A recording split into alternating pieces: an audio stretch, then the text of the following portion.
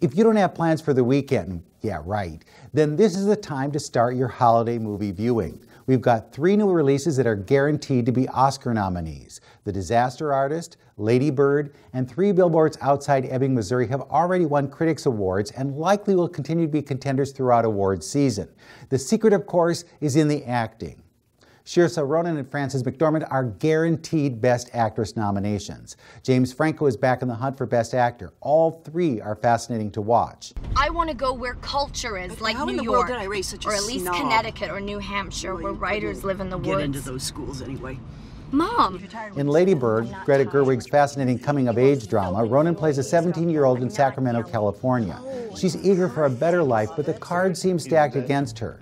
She's not the former First Lady. Lady Bird is the name she chooses for herself, and yes, she goes through the typical pangs of adolescence. What makes the film so fascinating is the way Gerwig writes and directs it. She taps into a specific voice and lets Ronan run with it. The film reminds you of so much while introducing you to plenty you never knew.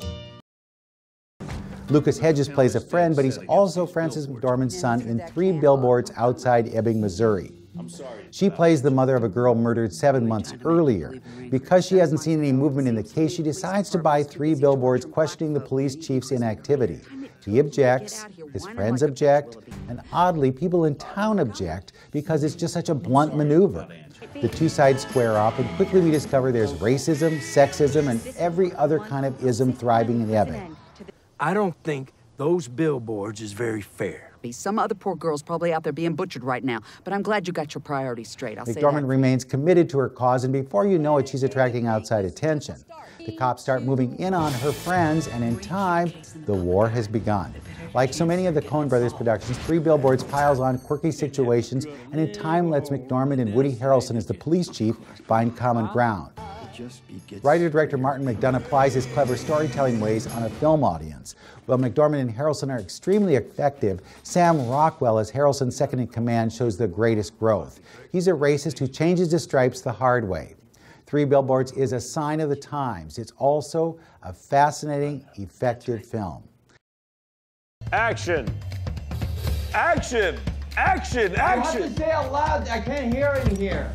Say action so I can hear it. Okay. And finally, there's The Disaster Artist, James Franco's film about the worst movie ever made. He plays the film's director and star, attempting to make a classic without a whit of talent.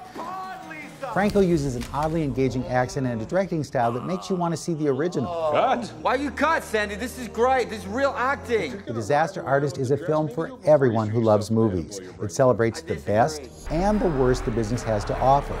And it lets Franco reveal a bit of his talent as a film professor. Easily, this is a week film fanatics can savor for a long, long time. With their movies in a minute, I'm Bruce Miller.